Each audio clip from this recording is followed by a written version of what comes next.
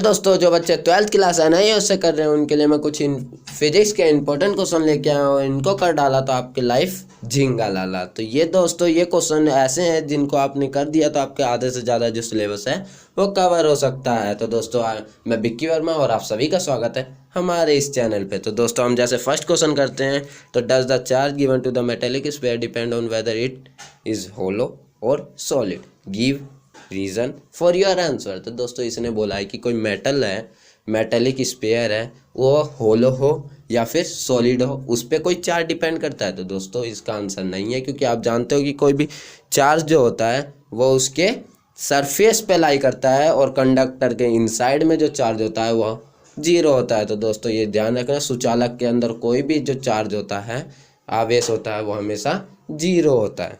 तो दोस्तों इसका आंसर नो है।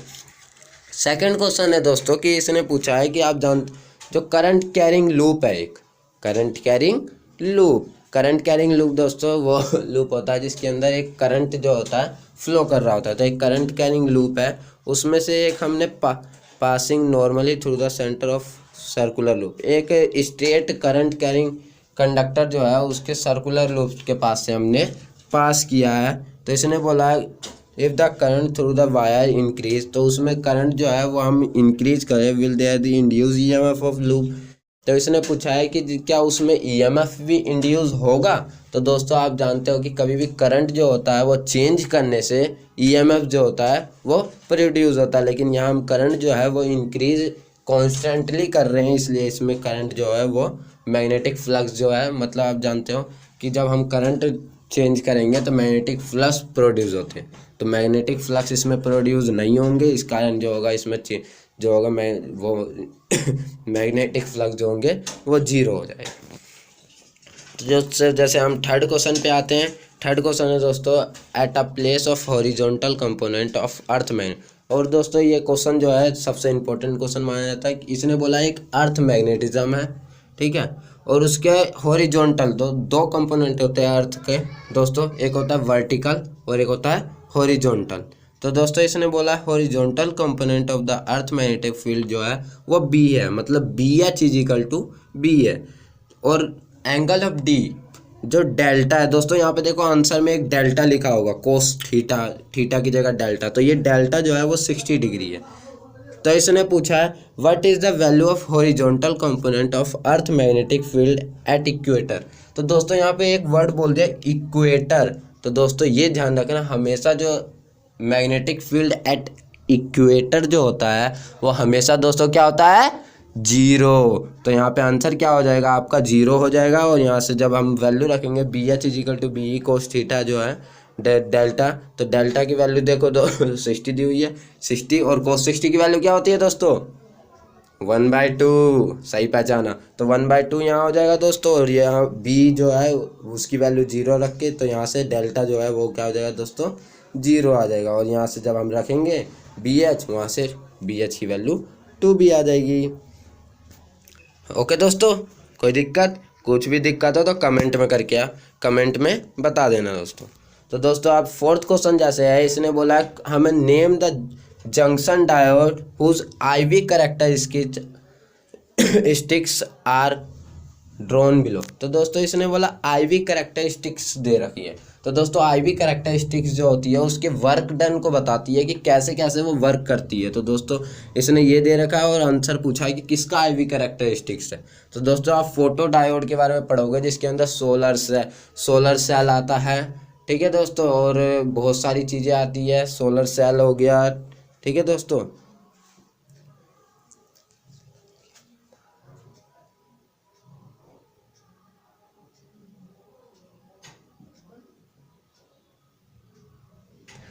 हाँ दोस्तों, IV कैरेक्टरिस्टिक्स इसमें जो होती है इसके अंदर बहुत सारी चीज़ें आती है, जैसे सोलर सेल हो गया, फोटो डायोड हो गए।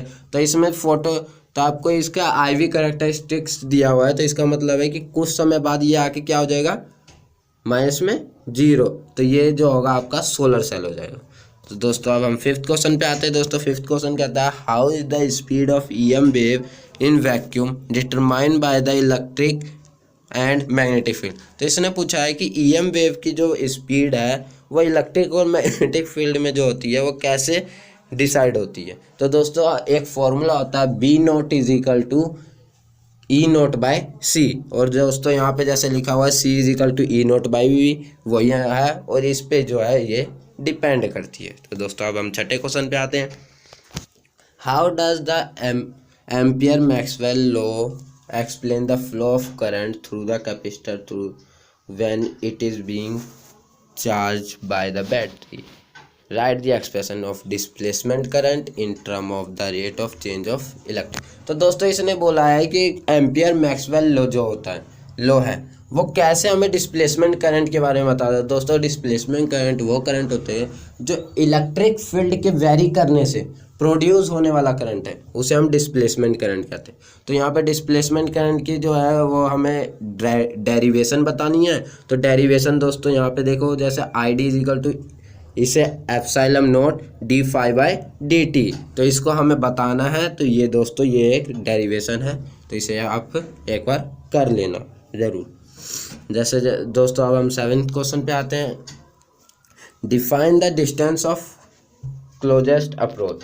क्लोजेस्ट अप्रोच जो होता है दोस्तों एक डिस्टेंस है कि न्यूक्लियर से कितने डिस्टेंस, कितने क्लोजेस्ट डिस्टेंस पे जो होता है वो बाउंस बैक हो जाता है, मतलब डिस्टेंस, उसी को हम कहते हैं क्लोजेस्ट अप्रोच। और इसके बारे में फिर पूछा है ना, alpha particle of kinetic energy के is bombardment on a thin gold foil. The distance of a closest approach is r. What will be the distance of closest approach on the alpha particle of double the kinetic energy? दोस्तों इसके बारे में पूछा, फिर एक फॉर्मूले के बारे में पूछा था। तो दोस्तों देखो यहाँ पे जो एक फॉर्मूला लिखा है आर सी इजिकल टू, इसे हम के भी कहते हैं दोस्तों। ये के की वैल्यू होती है 1/4 एप्सिलॉन नॉट 2ZE² बाई के। ओके दोस्तों, तो इसका आंसर यहाँ पे हो जाएगा। फिर दोस्तों और में कोई क्वेश्चन है, उसको बोल रहा है right 2 important limitation of Rutherford nuclear model of the atom. तो दोस्तों आप जानते हो रदरफोर्ड जो था उसकी कुछ लिमिटेशंस थी, और लिमिटेशंस वो क्या थी देखो दोस्तों। सबसे पहले according to Rutherford model electron orbit around the nucleus continuously radiate energy. तो दोस्तों इसने बताया था कि जब हम कोई भी इलेक्ट्रॉन अपने सेल्स में घूमती है तो वो एनर्जी रेडिएट करती है, और एनर्जी रेडिएट करेगी तो वह एनर्जी रेडिएट करते हुए उनके जो सेल्स होंगे वो छोटे होते जाएंगे, और छोटे होते जाएंगे तो वो एक टाइम ऐसा आएगा कि वो न्यूक्लियस में जो होंगे वो समा जाएंगे, और समाने के बाद उससे क्या होगा, वो समाप्त हो जाएंगे, मतलब फिनिश हो जाएंगे। तो इससे हमें क्या पता चलता है, वो अनस्टेबल है, लेकिन हम जानते हैं वो क्या है, स्टेबल है। तो ये पहली ये थी, और दूसरा वो स्पेक्ट्रम जो था उसके बारे में नहीं बता पाया था। देखो जैसे electron spiral inward the angular velocity and frequency change continuously, therefore it will emit the continuous spectrum. Okay दोस्तों, जैसे 8th क्वेश्चन पे आते हैं दोस्तों। Find out the wavelength of electron orbit in the ground state of. तो ground state के तो दोस्तों इसके लिए एक फॉर्मूला आता है 2NR is equal to n pi, इसमें हम वैल्यू रख देंगे। ओके दोस्तों, तो और इसकी आंसर है, और इसके लिए आपको वैल्यू ये गिवन होगी। ओके दोस्तों, ये सारे फॉर्मूले दोस्तों एक ही इसके हैं, और इन्हें अलग अलग तरीके से ड्राइव कर रखा है। तो दोस्तों ये ध्यान रखा है, ग्राउंड स्टेट के लिए n इज इक्वल टू 1 लेके इसने यहाँ पे जो प्रूफ कर रखा है, ये फॉर्मूले प्रूफ कर रखे हैं, और ऊपर जो प्रूफ कर रखा है वो उसकी वैल्यू प्रूफ कर रखी है। ओके दोस्तों, अब define the magnifying power of compound microscope. दोस्तों एक माइक्रोस्कोप होता है और एक टेलीस्कोप होता है, तो इसमें मैग्नीफाइंग पावर ऑफ माइक्रोस्कोप बोला है। तो मैग्नीफाइंग पावर जो होता है वो होता है एम नोट जो होता है हमारा ऑब्जेक्टिव होता है, और एम जो होता है वो हमारा दोस्तों आई पीस होता है। तो यहाँ से एम नोट की वैल्यू हम L/F0 रख देते हैं इंटू D/FE। तो ये हमारा जो होता है मैग्नीफाइंग पावर होता है, और ये मैग्नीफाइंग पावर जो होता है ये होता है magnifying power is defined as the angle subtended at eyepiece by the image the angle subtended by the object. Okay दोस्तों, और ये डिस्टिंक्ट विजन में होते हैं, मतलब दोनों के दोनों जो होते हैं 25 सेंटीमीटर की दूरी पे रखे होते हैं। और उसके बाद जैसे दोस्तों इसने बोला है, और इन्फिनिटी की बात करी थी, तो इन्फिनिटी में एक जो होगा डिस्टिंक्ट रीजन पे होगा और एक क्या होगा आपका इन्फिनिटी पे होगा। Why must both the objective and eyepiece of the compound microscope has short focal length. Explain, इसने बोला है कि इनका शॉर्ट फोकल लेंथ क्यों रखा जाता है। तो दोस्तों इसने बोला to increase the magnifying power of both the objective eyepiece must be shorter focal length. इसलिए रखा जाता है दोस्तों कि अगर इसे शॉर्टर रखेंगे तो हमारा मैग्नीफाइंग पावर जो होगा वो होगा, ठीक होगा, जिससे हमें देख सकेंगे। अगर उसे हमने लॉन्गर रख दिया तो मैग्नीफाइंग पावर इन्फिनिटी हो जाएगी, इन्फिनिटी पे हमें कुछ दिखेगा नहीं, इसलिए रखते हैं दोस्तों। अब 10वें पे आते हैं हम। विच बेसिक मोड ऑफ कम्युनिकेशन, इसने बोला कौन से 2 बेसिक मोड है कम्युनिकेशन के जिससे हम कम्युनिकेशन करते हैं सैटेलाइट को। तो सैटेलाइट से जो होता है वो हमारा LOS होता है, LOS द्वारा हम कम्युनिकेशन करते हैं, या ब्रॉडकास्ट और पॉइंट टू पॉइंट 2 कम्युनिकेशन होते हैं। और सैटेलाइट के लिए हम स्पेस वेव प्रोपिगेशन का यूज करते हैं, और इसकी फ्रीक्वेंसी जो होती है वो कितनी होनी चाहिए, 40 मेगाहर्ट्ज। और फिर दोस्तों उसके बाद में बोला write giving reason the frequency range use in the mode of propagation. दोस्तों अगर हमने इतनी फ्रीक्वेंसी रेंज की अगर नहीं यूज करते हैं तो इससे क्या होता है कि हमारा जो वेव जाएगी वो उसे पेनिट्रेट कर जाएगी, मतलब लाइन ऑफ साइट जो स्पेस वेव प्रोपेगेशन में एक वो होता है line ionosphere, space wave propagation में दोस्तों एक आइनोस्फीयर होता है जिससे वो टकरा के वापस आती है, लेकिन इसमें क्या हो जाएगा, फिर वो टकरा के नहीं आएगी और फिर हमारा जो वो पेनिट्रेट करके चली जाएगी। इसलिए हम क्या करते हैं, इसका यूज करते हैं दोस्तों। अब हमारा जो होता है यहाँ तक जो थे 1 नंबर और 2 नंबर के क्वेश्चन खत्म हो गए। अब हम सेक्शन C पे आते हैं जिसमें 3 नंबर के क्वेश्चन आते हैं, और इसमें ज़्यादातर आप फोकस करना दोस्तों न्यूमेरिकल के ऊपर। तो दोस्तों हम जैसे 11 question, find the value of phase difference. Phase difference की बात कर रहे हैं तो दोस्तों इसमें फाई होता है, 10 phi is equal phase difference होता है। तो यहाँ पे फाई इज इक्वल टू हमें निकालना है LCR सर्किट के लिए। तो LCR सर्किट के लिए जो फॉर्मूला होता है, जैसे दोस्तों XL is equal to omega L, और यहाँ से XC इज इक्वल टू 1/ओमेगा C होता है। तो यहाँ से हमारा आ जाता है, और 10 फाई दोस्तों ये देखो XC और XL का जो होता है प्रोडक्ट अपन में R होता है। तो यहाँ से जब हम वैल्यू निकाल देते हैं तो ये 5 इज इक्वल टू π/4 आ जाता है दोस्तों। इसमें जब वैल्यू रखोगे दोस्तों, ये सब जो दिए हुए हैं, ये आपका इंडक्टर होता है, ये कैपेसिटर है, और ये रेजिस्टेंस है। तो इंडक्टर दोस्तों जैसे L दिया हुआ है, तो यहाँ से हमें XC निकाल लेते हैं। ओमेगा की वैल्यू दोस्तों उसने दे रखी है, ओमेगा जैसे दोस्तों यहाँ पे नीचे एक इक्वेशन दी हुई है, V is equal to V0 sine, और ये ओमेगा T प्लस फाई लिखा है। तो दोस्तों ओमेगा की वैल्यू कितनी है, 1000, तो हम यहाँ पे 1000 रख देते हैं। ओके दोस्तों, तो इस न्यूमेरिकल है। और इसका दोस्तों सेकंड पार्ट है, सेकंड पार्ट जैसे दोस्तों, without making any other change find the value of the additional capacitor C1 to the connector to the parallel with the capacitor. तो दोस्तों इसने बोला एक एडिशनल कैपेसिटर अगर C के साथ हमने जोड़ दिया C1 तो उसकी वैल्यू क्या होगी। तो दोस्तों जैसे to make a factor unity, तो हम जानते हैं LCR सर्किट के लिए जो पावर फैक्टर होता है दोस्तों वो हमेशा क्या होता है, यूनिटी, मतलब 1 होता है। तो यहाँ से हम XC जो है XL के इक्वल हो जाता है, क्योंकि यूनिटी मतलब क्या है, उन दोनों का प्रोडक्ट यूनिटी आएगा। तो हम ये कर देते हैं, तो यहाँ से 1 आ जाता है, तो 1/ओमेगा C इज इक्वल टू 100 आ जाता है, और यहाँ से C1 की वैल्यू 8 आ जाती है। ओके दोस्तों, write the 2 process that take place in the formation of PN। दोस्तों यहाँ PN जंक्शन की फॉर्मेशन की बात करें तो दोस्तों ये एक PN जंक्शन होता है। तो इसमें दोस्तों 2 बातें करनी होती है। जैसे दोस्तों एक मेटल ले लेते हैं, मेटल रोड, उसकी तरह एक साइड जो है हम क्या करते हैं दोस्तों, एक साइड पे दोस्तों, हाँ दोस्तों,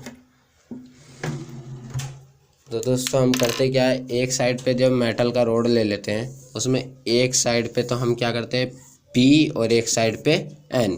P टाइप की जो होती है एक तरफ P टाइप डोपिंग करते हैं, एक तरफ N टाइप डोपिंग करते हैं। और हम जानते हैं P टाइप में जो होते हैं होल्स जो होते हैं मेजॉरिटी में होते हैं, मतलब बहुत ज़्यादा होती है उनकी संख्या, और जो इलेक्ट्रॉन होती है उनकी संख्या बहुत कम होती है। और N साइड में इलेक्ट्रॉन की संख्या बहुत ज़्यादा होती है और होल्स की संख्या बहुत कम होती है। तो दोस्तों ऐसे डोपिंग करने के बाद फिर हम जब देखते हैं कि होल्स हैं और इलेक्ट्रॉन है, तो इलेक्ट्रॉन जो है जो जंक्शन के पास इलेक्ट्रॉन है जो पास में है, वो इलेक्ट्रॉन क्या होंगे, होल्स की तरफ फ्लो होने की कोशिश करेंगे, और जो इस तरफ होल्स है वो इलेक्ट्रॉन की तरफ जाने की कोशिश करेंगे। तो बीच में जो ब्लैक ब्लैक रीजन दिया हुआ है वहाँ पे एक तरफ पॉजिटिव चार्ज क्रिएट हो जाएगा और एक तरफ नेगेटिव चार्ज क्रिएट हो जाएगा, जिसके कारण जो होते हैं एक पोटेंशियल बैरियर बन जाता है, पोटेंशियल बैरियर बन जाता है, जिसके कारण इलेक्ट्रिक फील्ड प्रोड्यूस हो जाती है। और इस तरीके के जो होल्स जो होते हैं वो P2N और इलेक्ट्रॉन जो है N2P जो मूव करते हैं, इसे हम डिफ्यूज़न करंट कहते हैं। डिफ्यूज़न करंट और इनके बीच जो ये एक रीजन ब्लैक ब्लैक कलर का जो रीजन दिख रहा है आपको, उसे हम क्या कहते हैं, डिप्लीशन रीजन कहते हैं। डिप्लीशन रीजन हो जाता है और इसके बीच में जो एक पोटेंशियल क्रिएट हो जाता है, इसे हम पोटेंशियल बैरियर कहते हैं। और इसके कारण कुछ इलेक्ट्रिक फील्ड प्रोड्यूस हो जाता है, जिसके कारण यहाँ पे मेजॉरिटी चार्ज कैरियर है ना, जैसे यहाँ पे होल है और यहाँ पे इलेक्ट्रॉन, P में होल है और इसमें इलेक्ट्रॉन है, ये दोनों जो होते हैं आप फ्लो नहीं कर पाते। तो इसमें देखो माइनॉरिटी चार्ज है, मैंने बताया था इसमें होल्स है मेजॉरिटी में, तो माइनॉरिटी में क्या है, कमी में क्या है, इलेक्ट्रॉन, और इधर क्या है, होल। तो इस बार क्या होगा, इलेक्ट्रिक फील्ड के अपोजिट डायरेक्शन में इलेक्ट्रॉन फ्लो करते हैं, तो इलेक्ट्रिक फील्ड किस तरफ, N2P जाएगा, तो इलेक्ट्रॉन क्या जाएंगे, इधर चले जाएंगे। तो इस बार क्या होगा, मेजॉरिटी चार्ज कैरियर जो होंगे फ्लो करेंगे P2N इलेक्ट्रॉन और N2P होल। तो इसके कारण जो एक करंट प्रोड्यूस होता है उसे हम ड्रिफ्ट करंट कहते हैं। क्या, कौन सा करंट कहते हैं दोस्तों, ड्रिफ्ट करंट। और जब डिफ्यूजन करंट और ड्रिफ्ट करंट की वैल्यू सेम हो जाती है दोस्तों, तो उस टाइम पे हम कहते हैं कि पीएन जंक्शन फॉर्म्ड हो गया। तो दोस्तों आप एक बार जब इस आंसर को पढ़ोगे तो दोस्तों आपको सब समझ आ जाएगा। ओके दोस्तों, जैसे अब हम 13 क्वेश्चन पे आते हैं। Obtain the expression of cyclotron. दोस्तों एक तरह का, जैसे आप यहाँ पे एक फिगर देख रहे होगे,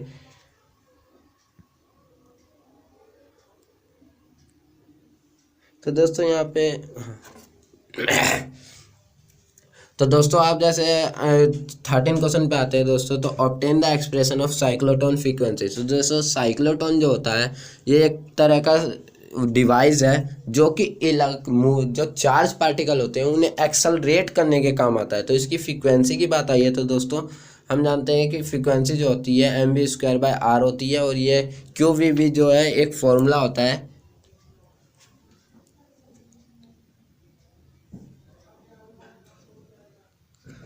हाँ दोस्तों, तो mv²/r और QVB साइन थीटा होता है। तो यहाँ पे साइन थीटा की वैल्यू 90 हो जाती है, इसलिए QVB हो जाता है। और दोस्तों r की वैल्यू यहाँ से क्या आ जाती है, mv/QVB। और फ्रीक्वेंसी का रिलेशन हम जानते हैं 1 टाइम पीरियड होता है। तो यहाँ पे टाइम पीरियड जो होता है वो क्या होता है, v। टाइम पीरियड क्या होता है दोस्तों, ν/2πr। तो यहाँ पे न्यू की वैल्यू, यहाँ से हम न्यू की वैल्यू निकाल लेते हैं दोस्तों। तो v की वैल्यू क्या आ जाती है, QB/2πm। दोस्तों फिर सेकंड क्वेश्चन पूछ रहा, आ ड्यूट्रॉन और प्रोटॉन आर एक्सेलरेटेड बाय साइक्लोटोन। तो दोस्तों मैंने अभी बताया चार्ज पार्टिकल को ये एक्सेलरेट करता है, लेकिन ये चार्ज पार्टिकल में कुछ न्यूट्रल चार्ज पार्टिकल होगा या कुछ हाई स्पीड चार्ज पार्टिकल होगा जिन्हें ये क्या कर पाता है, एक्सेलरेट नहीं कर पाता। उसी में न्यूट्रॉन, ड्यूट्रॉन और प्रोटॉन ये सब आ जाते हैं, तो इसलिए इसे ये नहीं कर पाता है एक्सेलरेट। ओके दोस्तों, इसका आंसर यही है। तो दोस्तों हम आते हैं 14 क्वेश्चन पे। How does one explain the emission of electron from the photosensitive surface with the help of Einstein photoelectric equation? तो दोस्तों आइंस्टाइन फोटोइलेक्ट्रिक इक्वेशन के बारे में इसने पूछा है कि उसके हिसाब से ये बताओ कि जो होता है इलेक्ट्रॉन जो इमिट करते हैं उनके फोटोसेंसिटिव मटेरियल से, वो इक्वेशन की मदद से हमें बताना है कैसे करते हैं। तो दोस्तों यहाँ पे आप जानते हो कि कोई भी हम फोटोन किसी चीज़ पे फोटोन जो जो लाइट द्वारा जो फोटोन आती है वो जब किसी सरफेस से टकराती है तो उससे एक थ्रेशोल्ड फ्रीक्वेंसी होती है। थ्रेशोल्ड फ्रीक्वेंसी दोस्तों वो फ्रीक्वेंसी होती है जो मिनिमम फ्रीक्वेंसी जिस पे कोई इलेक्ट्रॉन जो होता है सरफेस से इजेक्ट होता है। तो थ्रेशोल्ड फ्रीक्वेंसी से ज़्यादा फ्रीक्वेंसी पे जो होता है इलेक्ट्रॉन इमिट होने शुरू हो जाते हैं, यही होता है फोटो सेंसिटिव सरफेस। और ये फोटो इलेक्ट्रिक इक्वेशन थी। तो यहाँ पे identify the metal which does not cause of photo electric emission. तो दोस्तों इसका आंसर यही है कि इसमें थ्रेशोल्ड फ्रीक्वेंसी से ज़्यादा होने पर फोटोन जो होते हैं, इलेक्ट्रॉन जो है वो इमिट करते हैं। और सेकंड क्वेश्चन जो दोस्तों एक न्यूमेरिकल है, तो न्यूमेरिकल दोस्तों जैसे आइंस्टाइन फोटो इलेक्ट्रिक, ये रहा equation, H nu is equal to phi naught K max होता है, और यहाँ पे दोस्तों जो अभी मैंने बताया वही चीज़ यहाँ पे लिखी हुई है। और सेकंड क्वेश्चन में is equal to H nu by lambda लगा के दोस्तों इसने निकाल लिया है। ओके दोस्तों, तो यहाँ पे अब जब 15 क्वेश्चन पे आते हैं तो 15 क्वेश्चन दोस्तों यही है, न्यूमेरिकल ही है। इसने बोला है हमें जो रजिस्टेंस जो है वोल्टेज अक्रॉस रजिस्टेंस वो निकालना है। तो दोस्तों आप इसके लिए एक डेरिवेशन हो जाएगा, और डेरिवेशन में हम क्या करेंगे, डेरिवेशन दोस्तों ये ध्यान रखना, डेरिवेशन बहुत ज़्यादा इंपॉर्टेंट होता है, इसलिए इस डेरिवेशन को ज़रूर कर लेना। तो दोस्तों देखो, जैसे मैं बता देता हूँ, रजिस्टेंस बिटवीन ए और सी के बीच में है। तो दोस्तों यहाँ पे R1 is equal to R1 और 1/R0/2 इसलिए लिया है दोस्तों क्योंकि ये हाफ में है, और R0/2 हो जाएगा, इसलिए R0/2 ले लिया। और यहाँ से जब सॉल्व करेंगे और फिर R2 जो है A2 B के लिए जो लेते हैं उसमें R2 लिया है, तो R2 में क्या ले लिया दोस्तों इसमें जो है कुछ जो है पैरेलल में और कुछ सीरीज में, इसलिए दोस्तों यहाँ पे ये ले लिया है।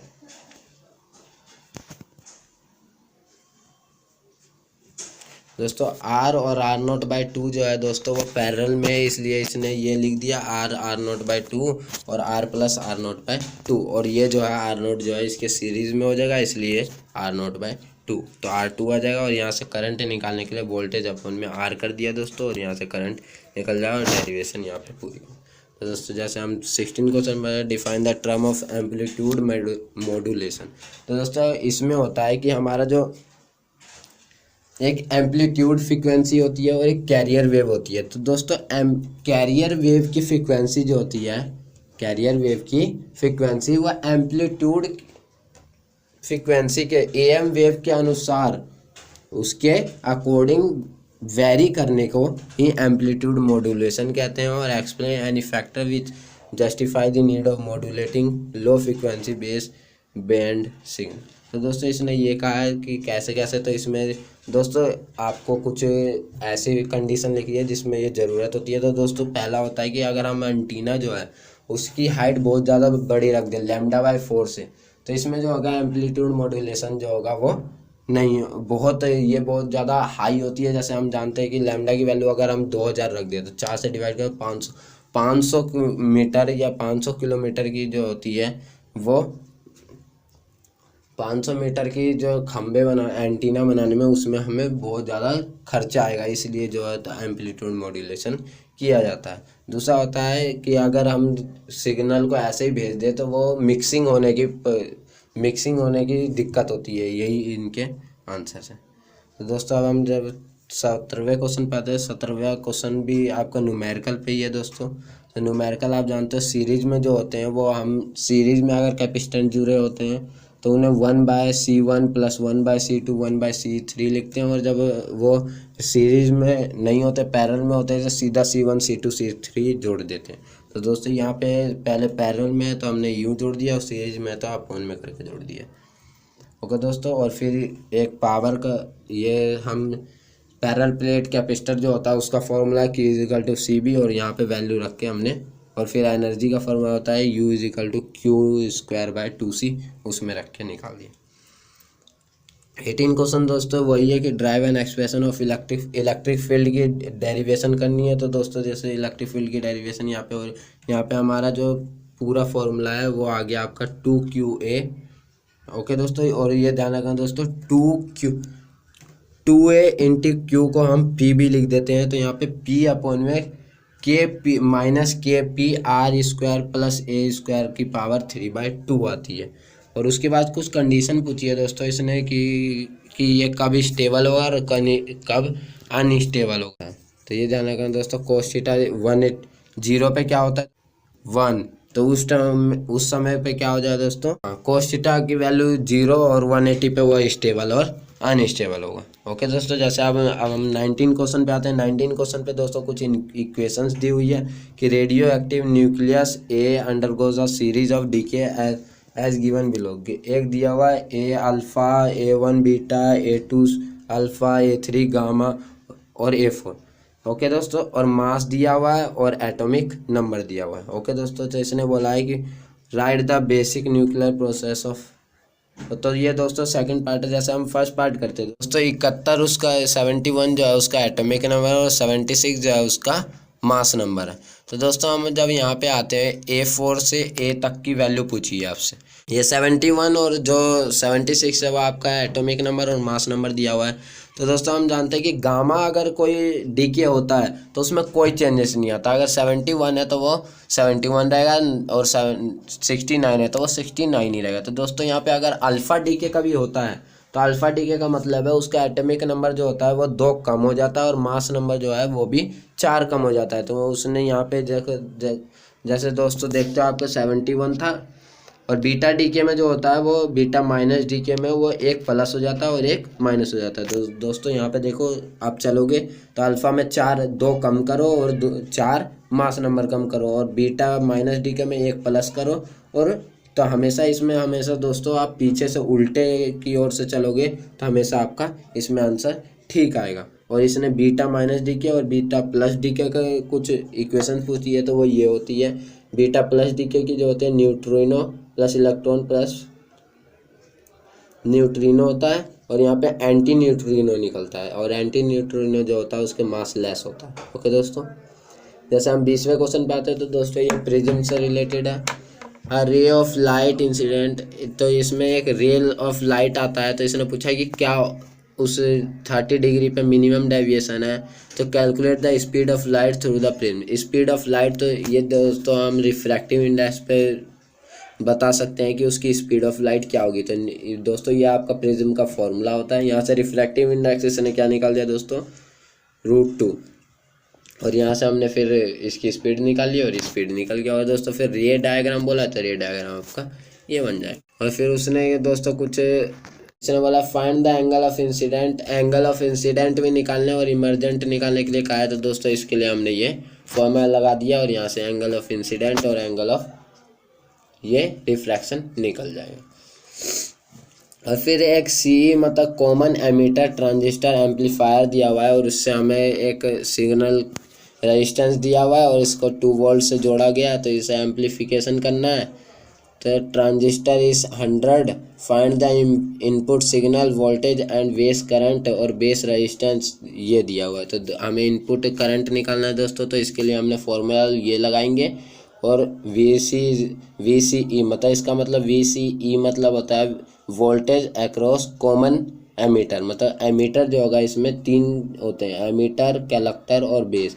तो इसमें दो इस टाइम पे जो है कॉमन एमीटर है। इसके लिए फॉर्मूला IC/RC होता है और इसमें हम जब वैल्यू पुट कर देता है तो हमारा ये आता है। और करंट गेन जो होता है बीटा = IC/IB होता है और इनकी वैल्यू IB निकाल ली जाएगी। ओके दोस्तों, और फिर हम इस पे आते हैं describe the working principle of moving coil galvanometer. और गैल्वेनोमीटर दोस्तों आप जानते ही हो कि करंट को डिटेक्ट करने के लिए जो यूज किया जाता है वो गैल्वेनोमीटर होता है। उसकी आपको डेरिवेशन करनी है और कुछ जो होती हैं उनके फॉर्मूले को ड्राइव करनी है। तो दोस्तों इसमें जैसे कुछ फॉर्मूले ड्राइव किए हुए हैं, ऐसे IS = θ/I। थीटा जो होता है उसका जो बीच में जो आप जानते हो कि गैल्वेनोमीटर जो होते हैं उनकी निडल्स वो कुछ देर के लिए डिफ्लेक्ट होती है क्योंकि वो करंट को डिटेक्ट करती है। डिफ्लेक्ट होकर वापस अपनी जगह पे आ जाती है, वही थीटा है। और दोस्तों इसकी वैल्यू होती है NAB/K और N यहाँ पे नंबर ऑफ टर्न्स, AB/K यहाँ पे गैल्वेनोमीटर कांस्टेंट है। ओके दोस्तों, देखो दोस्तों यहाँ लिखा है where theta is reflection of the coil. तो दोस्तों सेल्फ इंडक्शन अगर पूछता है तो सेल्फ इंडक्शन होता है कि किसी कॉइल में, मतलब कॉइल की बात यहाँ पे आती है, सोलेनॉइड होता है। सोलेनॉइड में एक कॉइल होती है, उसमें जब हम EMF इंड्यूस करते हैं, मतलब हम कोई करंट वेरी करती हुई करंट जब प्रोड्यूस करे तो उसमें अपने ही करंट को अपोज करने के लिए एक EMF प्रोड्यूस हो जाता है, उसे हम कहते हैं सेल्फ इंडक्शन। और सेल्फ इंडक्टेंस होता है, इसमें एक फॉर्मूला दिया हुआ है दोस्तों। पहले self inductance of a coil equal to the magnetic field of a magnetic field link with the unit current flow through it. इसने बोला है कि जब हम कोई कॉइल है उसमें से यूनिट करंट मतलब 1 एम्पियर का करंट फ्लो करे तो वो सेल्फ इंडक्टेंस होता है। और उसका फिर म्यूचुअल इंडक्टेंस के बारे में पूछा तो उसके लिए हमने ड्राइव कर दिया है, फॉर्मूला ड्राइव कर देना है, और एक इसकी एसआई यूनिट पूछी थी, वो वेबर होती है या एम्पियर होती है या ओम पर सेकंड।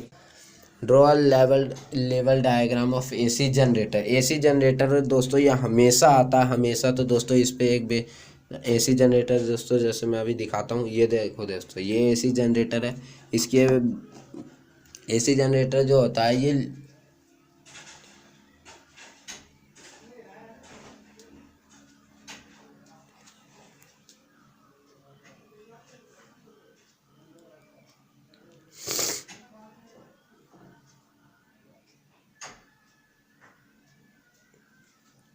तो एसी जनरेटर के बारे में पूछा। तो एसी जनरेटर जो है ये एक तरह का जनरेटर होता है जो अल्टरनेटिंग करंट प्रोड्यूस करता है। तो इसमें जो अल्टरनेटिंग करंट जो है मतलब जो फ्लो करते हैं साइन के अनुसार, साइन आप जानते हैं साइन को, उसमें साइन का जो ग्राफ पढ़ोगे वेरी करता है, उसी तरीके से इसका करंट भी वेरी करता है, उसी के बारे में पूछा। और इसका जो है नवाब साइन थीटा, इसका जो ईएमएफ का फॉर्मूला होता है NABW होता है नवाब साइन थीटा। ओके दोस्तों, तो यहाँ पे और एक न्यूमेरिकल दिया हुआ है क्वेश्चन में। यहाँ पे देखो दोस्तों, तो यहाँ पे एक क्वेश्चन दिया हुआ है, इसमें क्वेश्चन में नंबर ऑफ टर्न्स और सब कुछ दिए हुए हैं, और इसमें वैल्यू पुट करनी है और आपका आंसर आ जाएगा।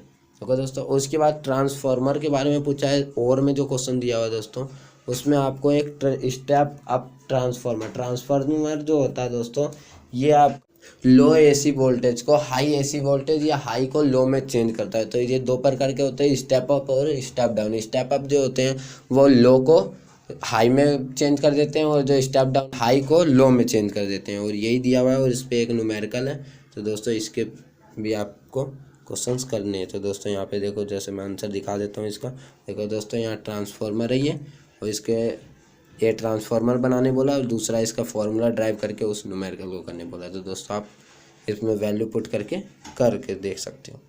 तो दोस्तों आप 25वां क्वेश्चन है, distinguish between unpolarised light and linear polarised light. एक पोलराइज्ड लाइट जो होते हैं दोस्तों, वो सारी लाइटें जो कोई निकोल प्रिज्म से जब गुजरते हैं तो उसमें एक डायरेक्शंस की लाइटें बसती है, उसे पोलराइज्ड लाइट कहते हैं, और अनपोलराइज्ड इसमें नहीं बस। तो इसमें आप ब्यूस्टर एंगल, मतलब यहाँ पे आप ब्यूस्टर एंगल के बारे में बता दोगे दोस्तों। ओके दोस्तों, तो यहाँ पे जैसे दोस्तों यहाँ पे दिया हुआ है, मैं इसका आंसर दिखा देता हूँ। यहाँ पे देखो, ये दोस्तों यहाँ पे बोला है, in unpolarised light the oscillation of electric field are in random direction in the place. तो दोस्तों इसने बताया कि अनपोलराइज्ड लाइट जो होती है उसकी डायरेक्शन जो होती है रैंडम होती है, मतलब वो किसी भी डायरेक्शन में जा सकती है, ठीक है, किसी भी डायरेक्शन में प्रोपेगेशन कर सकती है। और पोलराइज्ड लाइट जो होती है उसकी एक ही डायरेक्शन होती है, वो किसी डायरेक्शन में वो नहीं करती है। ओके दोस्तों, और फिर अल्टरनेटिंग उसी के बारे में दूसरा चीज़ बता रखा है, तो आप दोस्तों एक बार इसे पढ़ लेना। और सेकंड पार्ट में आपका मॉलस लॉ है एक, कि I=I0 sine cos square theta. Cos square theta होता है। तो दोस्तों यहाँ पे जैसे अब मैं क्वेश्चन अभी बता देता हूँ। A narrow beam of unpolarised light of intensity I0 है, और is incident point P1 and light transmitted by it then incident on the second P2। फिर इसमें P2 पे, तो इसके लिए हमेशा अगर कोई 2 से 3 दे देते हैं तो उसमें मॉलस लॉ लगा देते हैं दोस्तों। मॉलस लॉ लगा दोगे ये, और इसमें वैल्यू पुट करके आपका आंसर I0 पे 8 आ जाए। और इसमें और में दिया हुआ है दोस्तों, इंटरफेरेंस और डिफ्रैक्शन पैटर्न में अंतर। जब कोई लाइट आ रही है और उसे हम किसी होल से पास कर देते हैं तो उनमें जो होती है कुछ ब्राइट फ्रिंज और कुछ डार्क फ्रिंज बन जाती है, मतलब कुछ पैटर्न बन जाता है, एक डार्क ब्राइट। तो इसमें हम ये बताते हैं कि जो इंटरफेरेंस पैटर्न बनती है उसमें इन दोनों का जो साइज होता है फ्रिंज का वो सेम होता है, लेकिन डिफ्रैक्शन में इनका जो सेंट्रल मैक्सिमा होता है उसका अलग और सबसे डबल होता है। ओके दोस्तों, इंटेंसिटी जो होती है वो भी इंटरफेरेंस पैटर्न में सेम होती है और डिफ्रैक्शन में अलग अलग होती है। सेकंड पार्ट में दोस्तों इसी के लिए पूछा है, जैसे मैं भी दिखा देता हूँ।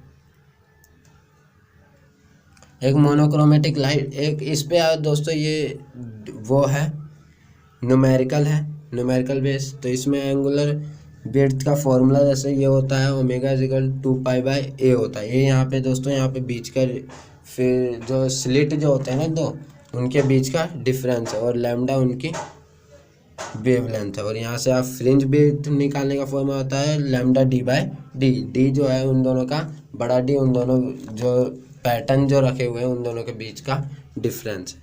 यहाँ से आप जब हम निकाल लेते हैं तो हम 26 क्वेश्चन पे पहुँचते हैं दोस्तों। Drift velocity of electron in conductor. Drift velocity की बात हो रही है। तो दोस्तों ड्रिफ्ट वेलोसिटी ये होती है कि एक कंडक्टर के अंदर जो इलेक्ट्रॉन फ्लो कर रहे होते हैं वो पहले रैंडम मोशन में होते हैं। रैंडम मोशन मतलब जब जहाँ मन करते हैं वहाँ जाते हैं। लेकिन जब हम कोई एक्सटर्नल करंट प्रोड्यूस करते हैं तो वो हमेशा जो होते हैं एक मोशन में चलते हैं, उन्हें हम ड्रिफ्ट करंट कहते हैं। ओके दोस्तों, ड्रिफ्ट करंट कहते हैं। और इसका फॉर्मूला ड्रिफ्ट वेलोसिटी का जो एक फॉर्मूला ड्राइव करने बोला इसने। यहाँ पे इलेक्ट्रिक फील्ड ए दोस्तों हम जानते हैं F equal to M A होता है और F equal to Q E भी होता है। तो यहाँ से दोस्तों F और F को दोनों को इक्वेट करके यहाँ से निकाल दिया ए की वैल्यू, और यहाँ पे वेलोसिटी निकाल रहा है और यहाँ पे ये निकल जाएगा। और यहाँ से वी डी की वैल्यू आपकी यहाँ से देखो दोस्तों, यहाँ से वी डी की वैल्यू NEAVD डेल्टा टी आ गया, और ये VA यहाँ से प्रूफ करके करंट डेंसिटी निकाल दी। और करंट डेंसिटी के बाद ये निकाल के this is a Ohm's law को प्रूफ कर दिया। ओके दोस्तों, और सेकंड पार्ट बोला है electric current well remains constant in the wire. इसने पूछा है कि इलेक्ट्रिक रिमेन्स जो होते हैं, करंट जो होता है वो हमें रिमेन्स कांस्टेंट होता है। तो दोस्तों सेकंड क्वेश्चन जैसे हम पढ़ते हैं, उस cross sectional area increase linearly in one end of other connected across the battery of V. तो दोस्तों इसने बोला है कि करंट क्या है, चेंज होता है, तो इसमें नहीं कि रिमेन्स हमेशा कांस्टेंट होता है, क्योंकि हम जानते हैं उसमें से डीसी करंट फ्लो कर। अब किरचॉफ लॉ पूछा है दोस्तों, किरचॉफ लॉ पूछा है और जस्टिफिकेशन पूछा है और calculation of current drawn and power consume पूछा है। तो दोस्तों आप किरचॉफ लॉ जानते हो कि जंक्शन रूल, कि आप कोई भी करंट फ्लो हो रहा है एट अ जंक्शन, उनका इनकमिंग करंट और आउटगोइंग करंट का जो सम होगा वो हमेशा 0 होगा। ओके दोस्तों, यही आपका Kirchhoff law at a junction है। और इसका जस्टिफिकेशन बोल रहा है तो ये किस पे होता है, law of conservation of charge पे बेस्ड है। ओके दोस्तों, और सेकंड पार्ट इसका पूछ रहा है कि करंट ड्रॉन और पावर कंज्यूम। तो यहाँ से हम करंट और पावर के वैल्यू निकाल देंगे। तो दोस्तों R equal to R/3 loop में रेजिस्टेंस है, और यहाँ से I इजिकल टू हम जानते हैं ये होता है, और P इजिकल टू ये वैल्यू पुट कर देंगे दोस्तों, और यहाँ से वैल्यू आ जाएगी। और दोस्तों ये मार्किंग स्कीम है। तो दोस्तों आप इन क्वेश्चनों को कर डाला तो लाइव जिंगल है दोस्तों। यहाँ पे आपका क्वेश्चन समाप्त हो जाते हैं। और दोस्तों इन क्वेश्चनों को कर देना, और अगर कोई इन क्वेश्चनों में आपको डाउट हो तो नीचे कमेंट करके बताना। तो दोस्तों जय हिंद जय भारत। तो दोस्तों इसी तरह की और वीडियो के लिए चैनल को सब्सक्राइब कर लें और नोटिफिकेशन बेल आइकन ऑन कर लें। इससे क्या होगा, आपको न्यू वीडियो की नोटिफिकेशन सबसे पहले